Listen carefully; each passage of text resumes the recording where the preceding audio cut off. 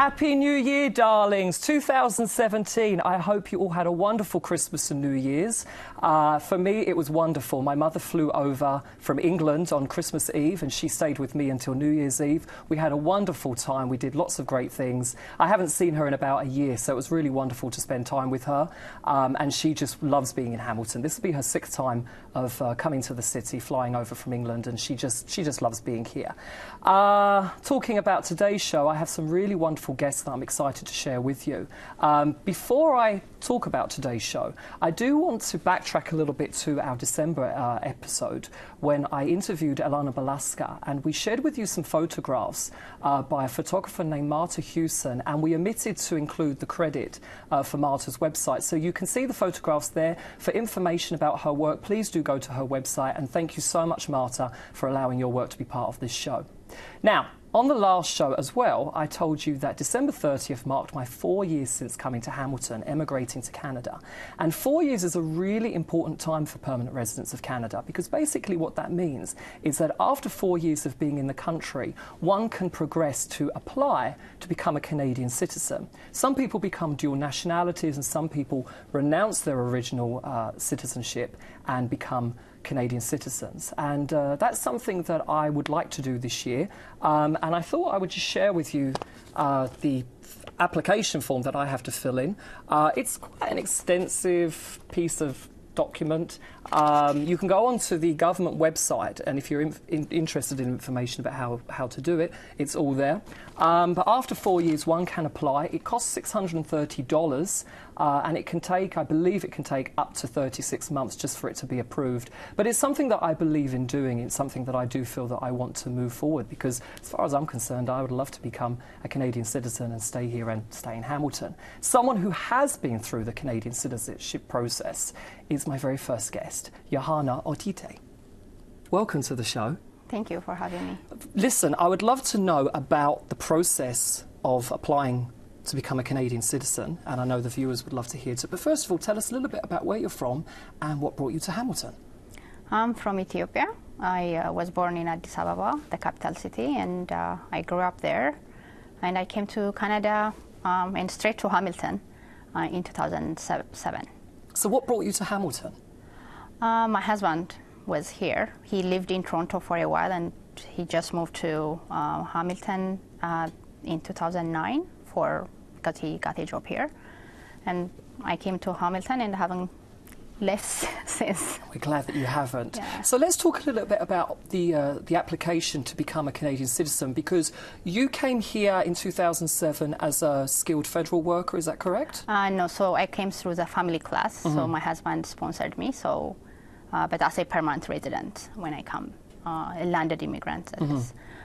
Yeah, so by then it was 3 years, so you could apply after 3 years for citizenship. So I applied in 2010, and I don't exactly remember how long it took, but by 2011 I became a citizen. So it costs less back then as well? Yes, it was about 200, I don't remember exactly, 230, 250, around that. Yeah, so it's gone up about $400. Yeah. Wow, that's a lot. And it's gone up by 1 year, and because it used to be 3 years, and yes. It recently changed to 4 years, and there's reasons why, but we're not here to go into that. So tell us a little bit about what it was like to apply to become a Canadian citizen. What was the application process like?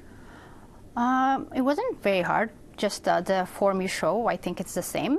So fill the form properly and send it, and then they will send you a package with what you should expect. I think it's a date where you will have where you will take your exam. And then there is a book about Canada that you should study very well.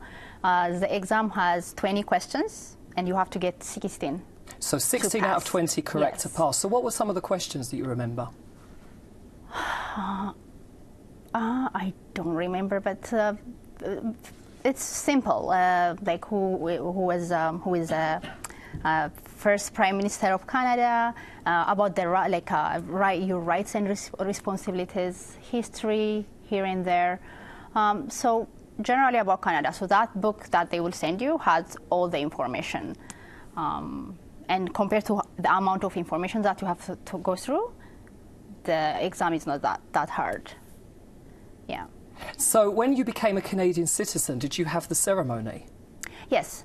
Yeah, so the ceremony also, after you pass the exam, they will send you a letter saying the ceremony will be held at this date, at this location, and then you go there. So some people go with their families. It's a big celebration. For me, my husband wasn't around, and we don't have a big family here. It was a work day, but I took some hours off from work, and I went and did it by myself. And then you went back to work? Yes, I did. So let's talk a little bit about the work that you do here, because when you first came here, how did you secure income and employment?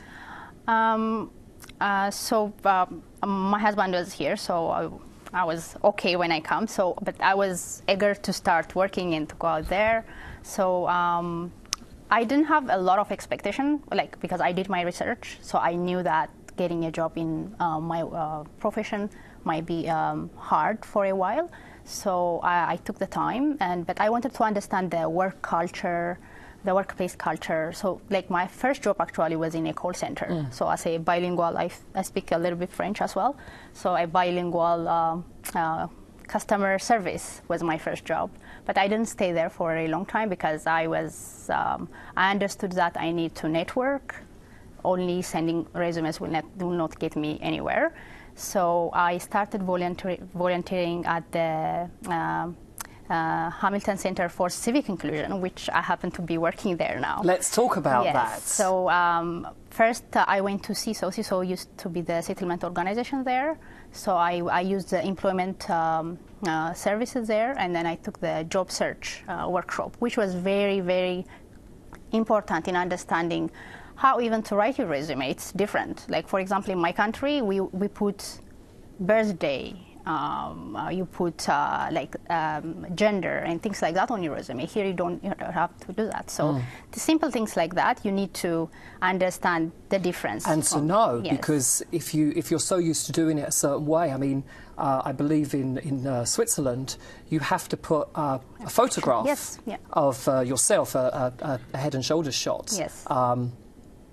Which you don't have to do here. So yeah. there are those skills that... Yeah, so that job search workshop was very important, important to help me understand how to do it. And then at the same time, as I said, I started volunteering at HCCI. And my interest back home, I worked in the nonprofit sector, so I wanted to continue that. So I was more geared towards that. And for 2 months, as I said, I worked at the call center, and I found a job at CISO as a settlement counselor after helping others who have been through the same, so you can certainly empathise. Yeah. So let's talk about HCCI. What's HCCI? Hamilton Center for Civic Inclusion. Has been around for 7-8 years, and it's an organization that works on diversity and inclusion to make Hamilton a more welcoming and inclusive city. So we have programs, we provide workplace diversity trainings for organizations. So any businesses who want to take leverage of how to use the diversity and how to use it to their benefit. They can find out the website is hcci.ca. Yes, we're going to put the information up on the screen, because yes. How we met was actually through the other organisation you have, Diversity on Board. Yeah, Diversity on Board is one of our programs at HCCI, so I'm the program manager of the Diversity on Board program. So what it does is we're trying to change the face of leadership. So when it comes to nonprofits and public agencies on the boards, we have time to time we have seen that they don't reflect the population they serve. So to change that, the Diversity on Board program has started from Biometry Foundation in Toronto in 2009, and it has been very successful by finding qualified, trained and pre-screened candidates, and then providing that, making that connection with the agencies that are looking for board members. And they have made more than 800 appointments. And that's how HCCI decided to bring diversity on board in Hamilton. And we have been doing it since 2015. It's young here, but it's working now. And we have also made about 30 appointments that are facilitated through diversity on board. So we look for individuals that are interested in giving back, and also that they are looking at increasing their leadership 30 skills. appointments is absolutely fantastic. Yeah, within a year. Absolutely wonderful. Yeah. Thank you so much. Thank you Honestly, for having me. I think the work that you're doing is truly spectacular. And I love that we've got to know each other, and thank you for being a part of this. And you're going to guide me through the exam. Sure. You're going to guide me through, because I think we all need someone who's been through it, who can empathise and understand. I'll be happy to help. The coffee's on me. Sure. Thank you, Johanna. And for more Thank you, information about what HCCI do, we've put the information up on the screen. Please do go and check out what they're doing. We'll be back in a few minutes with my second guest. Stay tuned. Do not go anywhere, please. How was that?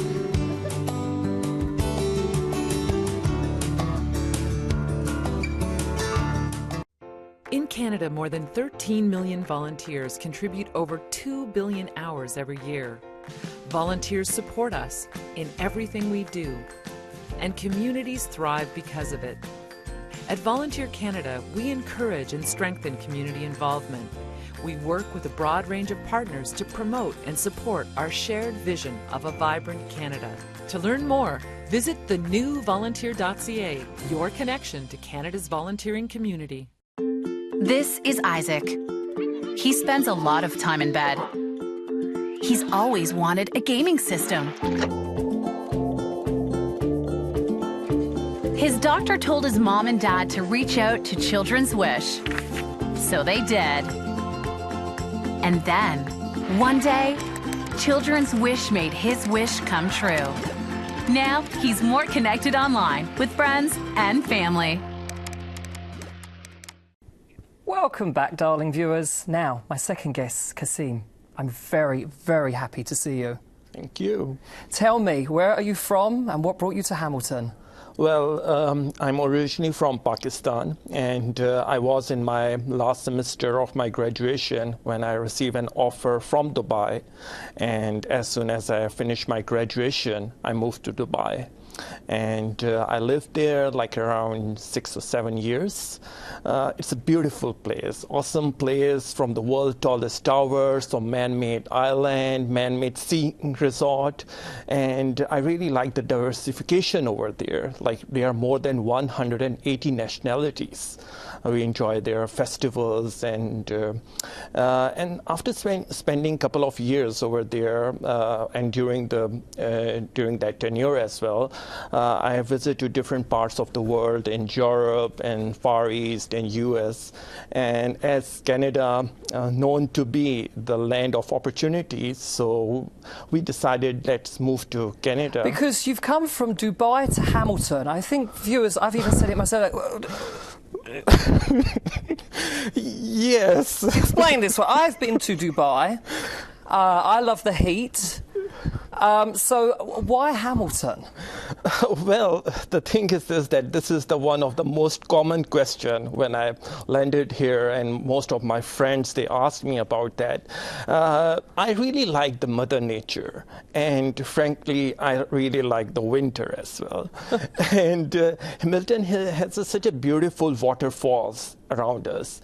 So I did my research, and I really find that this city has the potential, along with my professional and my personal growth as well.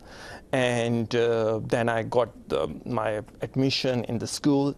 So you came here in 2014. Yep. And you recently became a permanent resident of Canada. Yes. So many congratulations. Thank you. So you're fairly recent. Very recent. So tell us a little bit about your first impressions of Hamilton. From Dubai to Hamilton, like, it's a big transition for me. I bet. Yes. The city was known to be the big buildings, and you find all the big resorts over there, and then city over here. But like, after spending a couple of years in Dubai, I would like to live a place where we have natural resorts around me, and the city has small city, but with the flavor flavor of the big city. The big city as feel, well. which so many people have said to me as a Londoner. So you came a couple of years ago, recently was approved a permanent residency of Canada, and you were telling me that you went back to school to learn about how the working culture of Canada is. Tell us a little bit about the experience of going back to school. Despite I work in Dubai with all the different culture over there and the professional environment, it's very globally well known in Dubai.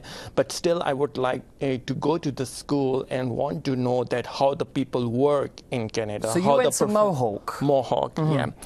How professionally they communicate over here. So eventually, when I got a job and I went for my office and the colleagues I know that how people work over here professionally, and they communicate that what are the important things that I need to take care. So what was, sorry to get, but what were some of the things that you noticed that were different from your professional experience in Dubai? There was a quite different process, the resume, it's completely different from Dubai that you're applying the job over here. The resume, the curriculum vitae, as we call it, which Johanna and we were just talking about. Yeah. So what was different in terms of you creating a Canadian resume as opposed to what you were used to in UAE?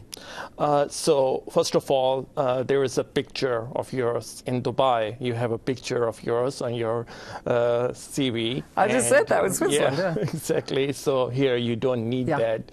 There are a couple of personal information you have to put on your resume in Dubai, but here you don't need to put those personal information. If you hadn't gone to Mohawk, do you think you would have known that?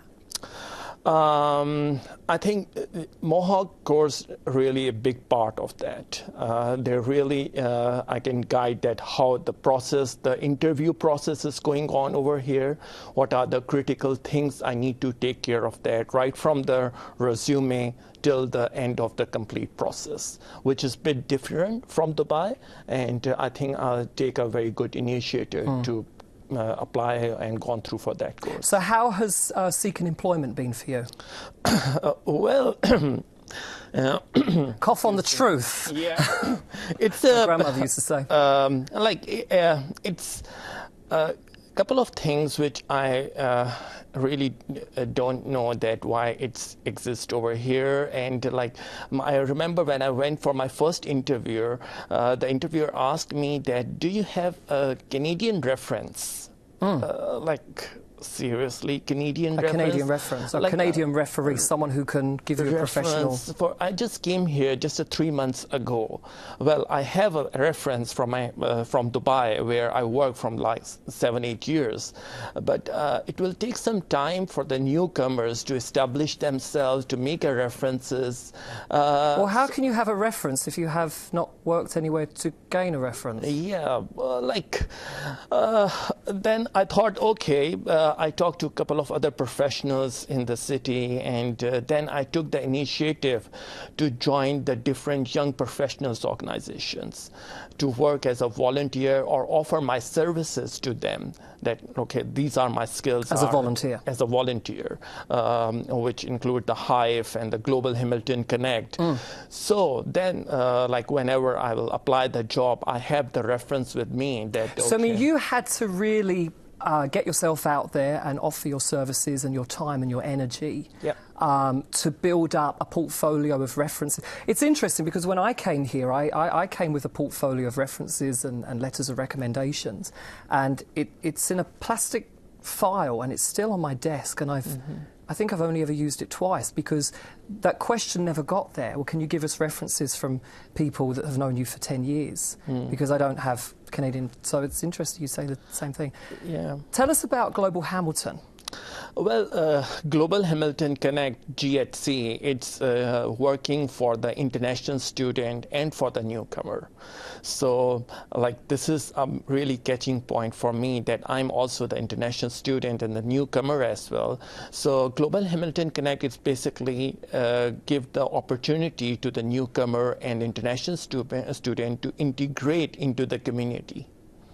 and work for the community and tell them that how to integrate and work and gain the references and what are the important things if you really professionally grow within this city or even in Canada as well.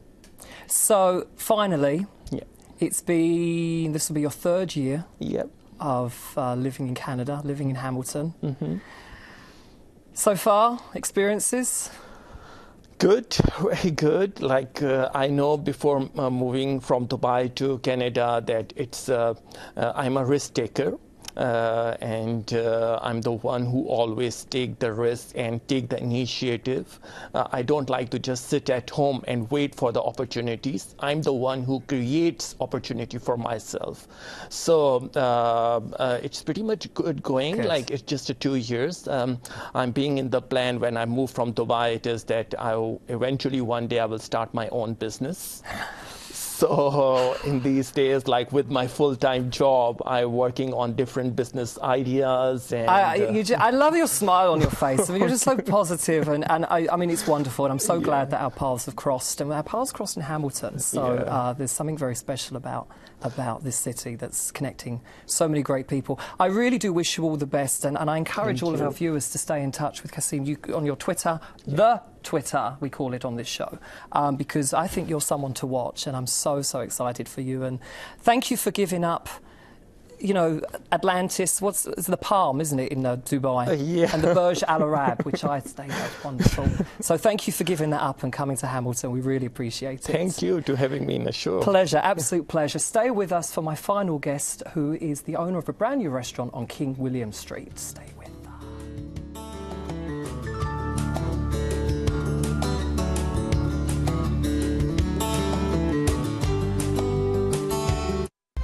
This is Cable 14.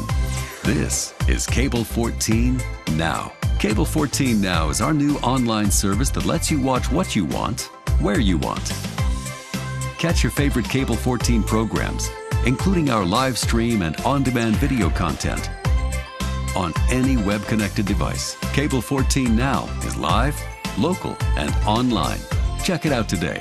Visit cable14.com for more details. Possibility. It's not the province of luck. It's a human project, built by all of us. The ones who see promise, and the ones who prove them right. Possibility transforms our communities. It's something we create together. Behind every changed life is someone who made it happen. Together, we are possibility. Darlings, part 3. Now, Hamilton, I don't need to tell you, is a wonderful place. But what's actually incredibly wonderful for me is when I meet people who have either been to London and seen my city, or who have lived in my city, or who have lived 5 minutes from where I used to live in my city. And my next guest, Matt Webber, hello, did just that. Absolutely. You were living in Barking. East London. East London. That's right. Barking. Yeah. Barking. The London borough of Barking and Dagenham. Barking and Dagenham, that's right. On my part of town, we call it Dargenham, darling. Dargenham sounds a lot nicer. I like it's that. life on the Hammersmith and City line. I love it. Hammers. No one knows, like... West Ham. Nice. Yeah, no, let's not go there. Let's not go there. West Ham, good Lord. Hammers. But you lived about 10, 15 minutes away from where I lived in London. Yeah, you lived Canary Wharf, correct? I lived Barking, and it was not too many stops off the line, really. Took me about 10 minutes to get where you were. The good old District line. Absolutely. And the LTS. Yeah, the LTS. It. Driverless. I like it. You know, I love it. I love that, you know, we met, and we only met a few weeks ago. And right. So tell us, before we talk about what you're doing here, tell us about the experience of living in London. It was absolutely amazing. I was very fortunate. I'm born and raised out of Hamilton, and went overseas to do some schooling, came back with a teaching degree, and then headed over to London, England, and did a kind of like a teacher exchange type program out there, and went through a company, and they dropped me off down in London. They picked me up from the airport, brought me out to the Barking area and said, this is where you're going to stay, and you're going to go and teach a little bit even farther east than that. And Essex. In Essex. Grays, that's right. Grays. Yeah. It is grey. It is grey. It is actually grey. I loved it. It was absolutely amazing. You know, a beautiful city. I got to experience so much, the history, the culture, and then it was a great jump-off point to go out throughout the rest of Europe. So living in London, as a Canadian, as a Hamiltonian, what was that experience like of coming from a large, small city of Hamilton to the metropolis of... Yeah, culture-wise, not too much of a change, which made it a lot easier. You guys are just like us, talk a little bit different, but very similar. Not me. Not you, not at all. But it wasn't really bad at all. The big change for me was the size of the city. Like, Toronto is a big, beautiful, wonderful city, but man, London is huge. And I loved, my favorite part about it was how easy it was to get in and around the whole city. It's a wonderful city. I have nothing but great things to say, and I can't wait to get back there. Well, I'm glad that you have experienced London. It really warms my heart. Now, you must have really appreciated the food culture, because Brits are fantastic cooks. Yes. Do you know what? What blew me away is I had no idea you guys in your curries. It was absolutely wonderful. I live very close to Brick Lane area down there, which is famous for its curries, and the pub food's not bad as well. I got real accustomed to some good fish and chips, and yeah, overall it was good. I had a blast with the food. So the food culture, did that inspire you to come back to Hamilton and become a first-time restaurateur? If I can be honest, not the food culture in London, but as my travels around, yes, absolutely. I got to travel to Germany and Spain and Ireland and all these different places and see how different people eat. And that really inspired me. Out in Europe, a lot of people eat it family style, we call it here, where it's everyone kind of picks off each other's plates and shares food. And that was the biggest inspiration I brought home and what I wanted to do with my restaurant here. So let's talk about Berkeley North. Yes. Super excited about Berkeley North. We are now 3 months old. Congrats. Thank you very much. It was an absolute pleasure. My wife and I opened the restaurant together. She's a darling she's the as best. well. She's a darling, Diana. Diana's my favorite. Yep, she's absolutely wonderful. And we did something completely different. I've been in the industry for the last 10 years. I've worked in some wonderful restaurants, got to spend some time out in Oakville, Toronto, and learn from a lot of really, really good minds, and wanted to do something fun back home. And kind of took a risk. I went to an area of the city that was just on the up and coming and did a type of food that not many people are ultra familiar with. So we do seafood and vegetarian at the restaurant. It's wonderful. Thank you. I think it's great. And I really think that what I feel is that you've kind of taken those inspirations and those ideas and those experiences that you've had from travelling. That's right. And you've brought it back to Hamilton. That's right, absolutely. And alongside my chef as well, who did his training in England, then he spent time in Italy and France as well. And so we kind of, without knowing each other, spent time in similar areas. And it's easy for us to click and build a menu together where we're drawing off kind of similar influences. Because that's the point. It's about kind of going out there and bringing all this stuff, these ideas, and bringing it to Hamilton. We have all these great things on our doorstep. So I really do wish you all the best. You and Di, say hi to Diana for me. I will, of course. Darling. I will, of course. Honestly, I wish you all the best with it. Berkeley North on King William Street. King William Street, that's So go right. and say hi to Matt and Diana. It's a wonderful place, and you'll see me there as well. Oh, we love having you. I really wish you all the best, and I'm so glad that we met, because again, you know, we never met in London. No, it took us to come back here. We were there at the same time. Yeah, absolutely. You know, now we love you in the restaurant. Every time you come in, you make us smile. Thanks for being a part of this. Yeah, happy to be here. I will see you all very soon. That was a great show. I'll talk to you very soon. We're out of time. Take care. I'll see you soon. Bye.